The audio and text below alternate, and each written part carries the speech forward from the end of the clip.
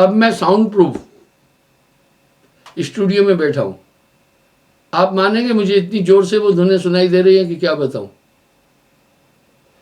किसी को शंका है तो मेरे साउंड प्रूफ स्टूडियो में आकर देख लेगा।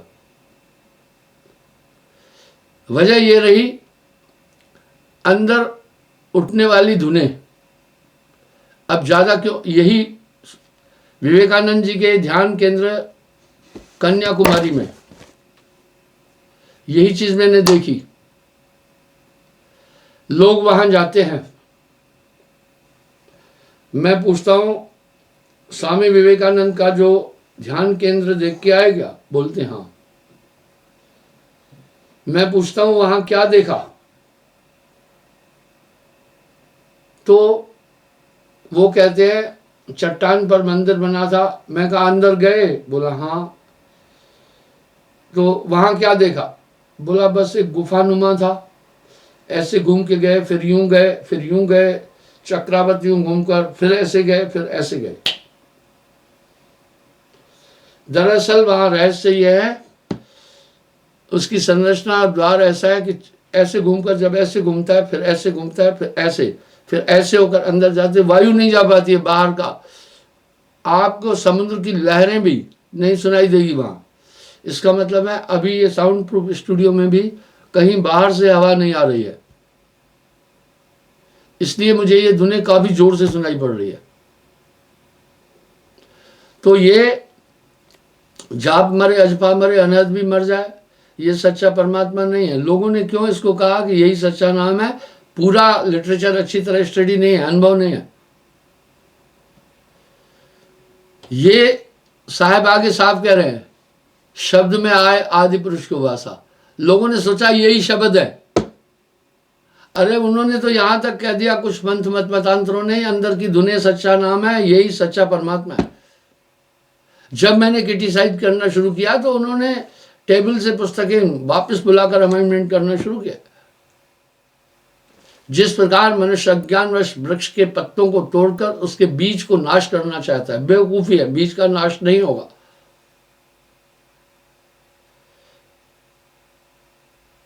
उसका बीज का अंश उनके पत्तों में नहीं है, उसके फल में है। इसी तरह कोई आदमी संसार से अगर पार होना चाहे, इन संसाधनों से अक्षय पद और सच्ची समाधि प्राप्त नहीं हो सकती है। ऐसी समाधि को प्राप्त कर लेना अत्यंत कठिन है, जिससे कि मनुष्य शिला के समान स्थिर हो जाए। देखिए अभी यहां क्या कह रहे हैं, पूरा वशिष्ठ जी के अंदर सदगुरु कबीर साहब झलकेगा। कह रहे ऐसी समाधि को प्राप्त करना अत्यंत कठिन है, जिसमें कि मनुष्य शिला के समान स्थिर हो जाए, पत्थर की तरह। अब साहब यहां क्या कह रहे हैं? तन स्थिर, बॉडी स्थिर। सिर्फ बॉडी स्थिर नहीं, मन स्थिर, मन भी स्थिर हो जाए। तन स्थिर, मन स्थिर, वचन स्थिर। जो हमारे अंदर की कल्पनाएं हैं वो भी सुरत निरत स्थिर होए।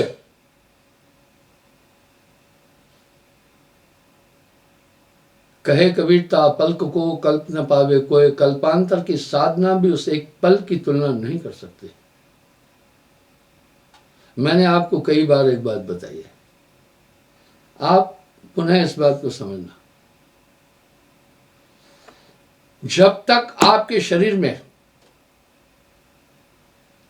सांसों का आवर्तन परावर्तन हो रहा है, आप कभी भी एकाग्र नहीं है। एकाग्रता का मतलब है एक ही स्थान पर हो जाना।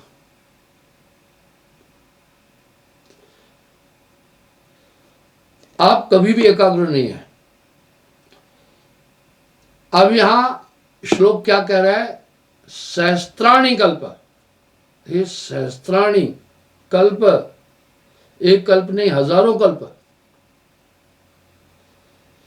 सहस्त्राणी कल्प काशी बसंती यत् फलम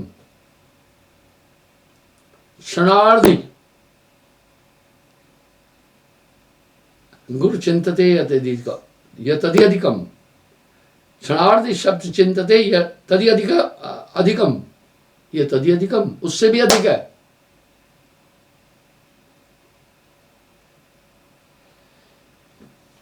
हमें देखना होगा ध्यानावस्था में आपको 4 चीजें परेशान करती है। वो क्या? पहला मन। मन क्या करता है? संकल्प करने लगता है, अभी उठ जाओ, समय हो गया, बाद में बैठेंगे। ये तरंगे प्रेषित करता है बहुत बारीकी से। अगर आप इन तरंगों को काबू कर लेंगे, मुश्किल है, थोड़ा हो जाएगी, लेकिन फिर बुद्धि आती है, वो निश्चय करने लगती है। आप बुद्धि को भी काबू कर लेंगे, उसके बाद चित्त उद्वेग उत्पन्न करता है, अनचाहे पुरानी चीजें याद दिला देगा। कभी किसी आदमी ने आपको अपमान किया, आपका अपमान किया हो बहुत पहले, जिससे आप व्यथित हुए, परेशान हुए, अगर अभी याद करोगे तो उतना ही दुख मिलेगा जैसा उस समय आपने सोचा था इस आदमी से ऐसे बदला लूं तब शांति मिलेगी।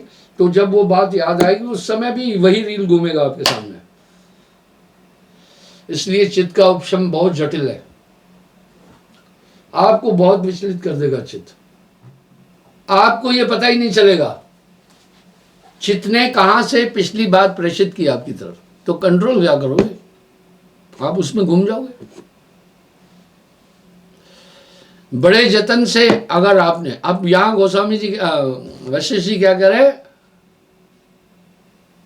इन साधनों से अक्षय समाधि और अक्षय पद कदापि प्राप्त नहीं हो सकता।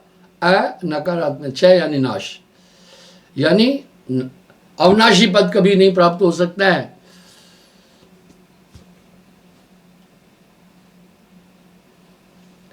हे रघुनंदन, ऐसी समाधि का प्राप्त करना अत्यंत कठिन है, जिससे कि मनुष्य शिला के समान स्थिर हो जाए। हाँ, इतना स्थिर हो जाए, शिला, पत्थर। यदि ऐसी समाधि भी प्राप्त कर ले तो भी उसके मन में संसार की सत्ता का निवृत्त होना नहीं होगी, क्योंकि समाधि को उसी प्रकार समझे जिस प्रकार के कोई मनुष्य जागते रहने से सोने की अवस्था में आ जाए। वाह! आइए, अब साहब क्या कह रहे हैं। अब क्या होता है, बस मन के बीज को संसार से निकालना है। तभी तो साहब क्या कह रहे हैं, मन की तरंग मार दे, बस हो गया भजन। मन की तरंग मार दे, बस हो गया भजन। आदत बुरी सुधार ले, बस हो गया भजन। आया कहां से, किस लिए और जाना है कहां, इतना सा बस विचार ले, हो गया भजन। फिर एक शब्द में बड़ा सटीक भाव रख रहे हैं, काम काम सबको कहे, काम न चीने कोई, जेती मन की कल्पना काम कहा वे सोए। चलो चित्त के उद्गम को आप नियंत्रित भी कर लेते हैं, तो बाद में अहंकार आता है, वो बहुत जटिल है। अहंकार क्या है? मैं हूं, वाह, यही तो मन का रूप है। देव निरंजन सकल शरीरा, तामे ब्रह्म रहल कबीरा। ये क्रिया, मैं उठ रहा हूं, मैं बैठ रहा हूं, मैं बोल रहा हूं, मैं सोच रहा हूं, मैं देख रहा हूं, मैं कर रहा हूं, मैं खा रहा हूं, मैं जाग रहा हूं, मैं सो रहा हूं, ये सब मैं। इसका संचालन कौन करता है? अहंकार। अहंकार को कैसे स्थापित करें, इसलिए सुषुम्ना की आवश्यकता पड़ी। जब तक आपके शरीर में, आपके नाभि चक्र में प्राणों का आवर्तन परावर्तन हो रहा है, आप एकाग्र हो ही नहीं सकते।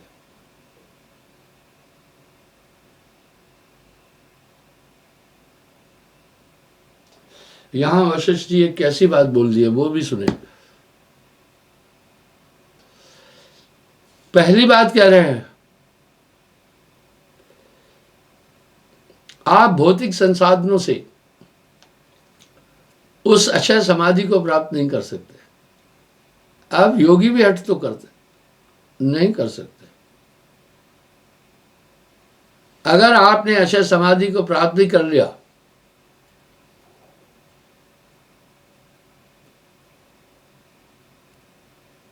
यदि ऐसी समाधि को प्राप्ति कर ले तो भी उसके मन में संसार सत्ता की पूर्ण निवृत्ति नहीं हो सकती। वाह, बड़ा मानत नहीं मन मोरा संतो, मानत नहीं मन मोरा। ये शब्द साधारण नहीं है। राम जी को उनके गुरु वशिष्ठ जी ये बात बता रहे हैं। इसलिए सुमरण करने से सभी कल्पनाओं का नाश हो जाता है। पर ये आगे क्या करे, तार निर्वार से रैन दिन लागी रहे, पली पल में ले अजूबा। जब इंसान उस पूर्ण समग्र एकाग्रता की प्राप्ति कर लेता है सुमरण से, तब वो खावता पीवता जागता सोता, कहे कबीर सो रहे माही। यहां अभी साहब उस अवस्था का वर्णन कर रहे हैं। क्षण सुमरे क्षण बीसरे, ये भी सुमरण है। 8 पैर भी ना रहे सुमरण सोए का। उस अवस्था में एक आंतरिक शांति वो प्राप्त करता है सुमरण से, जिस एकाग्रता जिसे कहते हैं। उसके बाद वो समझ जाता है कि कल्पनाएं, मन के संकल्प आदि मुझे अपने से कितना दूर ले जाते हैं। स्वाभाविक है, जब भी आप अपने बाल बच्चों के लिए सोचेंगे तो उस स्थान पर आप पहुंचेंगे ही पहुंचेंगे, उनके स्वरूप तक पहुंचेंगे ही पहुंचेंगे। यहां साहब के शब्द कितना सटीक है। चिंता तो सतनाम की और न चितवे दास, जो कुछ चितवे नाम बिन वही काल की फांस। नाम के अलावा जितनी भी आप कल्पनाएं करते हैं वो सब ब्रह्मांक है। आपको एक उदाहरण देता हूं। जब आदमी किसी को गुरु करता है तो उसके आगे नतमस्तक होता है। सृष्टि रचयिता ब्रह्मा जी ने स्वयं अग्निदेव को गुरु किया, नारद ने धीमर को गुरु किया, राम जी ने वशिष्ठ जी को गुरु किया, वासुदेव कृष्ण जी ने दुर्वासा को गुरु किया। ये 10 अवतारों में विशेष विभूतियां हैं। पहला वशिष्ठ जी, इनको ब्रह्म का अवतार भी मानते हैं। दूसरा दुर्वासा जी, दोनों जन्मों में इनको उन्होंने गुरु बनाया। तभी तो साहब कह रहे हैं, रामकृष्ण से को बड़ा तिन भी तो गुरु कीन, 3 लोक के नायका गुरु आगे अधीन। तो इस प्रकार से संसार संकल्प ही मन है। जब तक जगत के पदार्थों का मूल बीज हृदय से नष्ट नहीं होता है तब तक पुनर्जन्म होता रहेगा। वशिष्ठ जी क्या कह रहे हैं, जो अज्ञानतावश किसी पेड़ के समूल को नाश चाहता है, बीज को नाश चाहता है और पत्तों को तोड़ता है, उसका बीज पत्तों में नहीं है, वरन उसके फल में है। इसी प्रकार से जब सुषुम्ना खुलती है तो आदमी अक्षय समाधि को प्राप्त हो जाता है, क्योंकि समस्त वायुएं सिमट करके सुषुम्ना नाड़ी के अंदर चली जाती है। ये सुमरण से ऑटोमेटिक हो जाएगा। आप धूप में खड़े तो परछाई होगी होगी। इस प्रकार जब तब संयम साधना, सब सुमरण के माय, कबीर जाने संत जन, सुमरण सम कुछ ना। सीधी सीधी बात वशिष्ठ जी को राम जी वशिष्ठ को ये समझा रहे हैं, हे राम, कल्पनाओं के अनुसार, मन के अनुसार ही जगत का बीज उत्पन्न होता है, इसलिए इस पर नियंत्रण करो। और मैं मन पर काफी कंसंट्रेट हूं। आप सोचें, वशिष्ठ जी जो अपने प्रिय शिष्य रघुवंशवर्धन को शिक्षा दे रहे हैं, उसमें मन का जिक्र कर रहे हैं बार बार। आगे क्या कर रहे हैं, जैसे सुसुप्ति अवस्था से या निद्रा अवस्था से फिर जागृत अवस्था आ जाती है, वो भी ऐसे ही हो जाता है। इसलिए हे राम, अगर तुम इन समाधियों में भी पहुंच जाते हो, उसके बाद भी मन फिर उठ जाता है। समाधि से चित्त को एकाग्रता तो मिलती है, लेकिन जगत की निवृत्ति नहीं होती। जगत का बीज मन में है। अब यहां साहब एक बात साहब कह रहे हैं, मन ही के हारे हारे, मन के जीते जीत। क्या मतलब है? मन ही के हारे हार है। भाई, मन कि आगे आप हार गए, जो मन कह रहे हैं करते जा रहे हैं, तो आप हार गए। मन है कि जीते जीत, मन पर अगर आपने विजय प्राप्त कर ली तो जीत है आपकी। अब इसको लोग अलग तरीके से कहेंगे कि मन ही जीत दिलाता है, मन ही हार दिलाता है। लोग बात का बतंगड़, शब्दों का विखंडन कर देते हैं। वास्तव में जगत आत्मा में भाषित होता है, उसकी उत्पत्ति प्रारंभ में या अंत में कहीं कुछ भी नहीं है। वाह, ये भाषित होता है। जैसे आप धूप में खड़े होते हैं, गर्मी भाषित होती है। जगत तो मन से भाषित होता है, इसकी उत्पत्ति नहीं है। मन का निग्रह कर दो, एक है साधे सब सदे, सब साधे एक जाए, माली सींचे मूल को रुताए फल खाए। वाह, कितना भी अच्छा दमदार गोताखोर हो, समुद्र की तह तक बिना ऑक्सीजन के नहीं जा सकता है। वो कई मील तक गहरा है। कोई कितना भी तप करे, बिना गुरु कृपा के कुछ नहीं प्राप्त कर सकता। यहां साहब क्या करें, कितने तपसी तप कर डारे, कितने तपसी तप कर डारे, काया डारी गारा, ग्रह छोड़ भय सन्यासी तेऊ न पावत पारा। जब तप संयम साधना सब सुमरण के मां है। कबीर जाने संत जन, सुमरण सब कुछ में है। मुझसे एक पत्रकार ने पूछा कबीर जयंती के अवसर पर, क्या इस आधुनिक युग में भी कबीर साहब की वाणी की प्रासंगिकता है? मैंने कहा वो सर्वकालीन हमेशा रहेगी, है हमेशा रहेगी। पहला, उनके शब्दों का संयोजन बहुत सहज है। विचारों की अभिव्यक्ति ही शिक्षा का लक्ष्य है। उन्होंने इतने प्यारे तरीके से अपने विचार बाहर रखे। मुझे हजारी प्रसाद द्विवेदी जी का एक शब्द याद आता है। वो कह रहे हैं कबीर साहब को कहीं से शब्द ढूंढने नहीं पड़ते, शब्द तो उनके पास दौड़ दौड़ के खुद आते हैं। मैं कभी कभी देखता हूं टीवी पर कुछ लोग 5 मिनट की बात बोलते हैं और कागज देख करके बोलते हैं, पढ़ करके बोलते हैं। इसका प्रभाव नहीं पड़ता है ज्यादा। इससे वक्ता का ध्यान अक्षरों में ज्यादा चला जाता है, दर्शकों में नहीं जाता है। अक्सर मुझे भी लोग एक बात कहते हैं, गुरुजी जब आप धारावाहिक तरीके से बोलते हैं उसमें बहुत आनंद होता है, लेकिन जब आपका ध्यान पुस्तक की तरफ चला जाता है उस समय थोड़ा आकर्षण कम हो जाता है। मैं बोला बिल्कुल ठीक है, पर ये गद्य पद्य में लिखी दोनों चीज़ों में है, इसलिए थोड़ा इस पर नज़र रखकर आपको मैं ये प्रमाण देना चाह रहा हूँ कि राम जी को वशिष्ठ जी ने भी यही तो बात बोली जो मैं आपको बोला हूँ। उन्होंने भी यही बोला। अब कुछ लोग क्या करते हैं, यूं कहते हैं कि हमारी पुरानी रीति और धर्म के विरुद्ध ये बोल रहा है। अरे हमारे धर्मशास्त्रों में रामायण और श्रीमद् गीता का विशेष महत्व है। ये तो योगावशिष्ठ रामायण से ही तो गोस्वामी तुलसीदास जी ने रामायण का सृजन किया, और योगावशिष्ठ रामायण जो आदि रामायण है वो वाल्मीकि जी ने लिखी है। इसका मतलब है ये विचारों की पुष्टि इस तरह से हो रही है। ये प्रमाण इसलिए दे रहे हैं, प्रमाण किसी तथ्य को समझाने का सहज तरीका है। तो इस तरह बंधुओं, ये बाहर साफ साफ तो बोला कि बाहरी चीज़ों से तुम्हें इससे लाभ नहीं मिल पाएगा कभी भी। उल्टा ये होगा, तुम्हारी आस्था जगत, भौतिक जगत के पदार्थों के प्रति और ज़्यादा बढ़ती जाएगी। अब यहाँ साहब एक शब्द कह रहे हैं, पलट वजूद में अजब विश्राम है, हो मौजूद तो समझ आएगा। बस एकाग्र बनना, और एकाग्रता की कुंजी सुमरण है। कल पुनः हाजिर हो जाऊंगा, समय हो रहा है साहिब बंदी।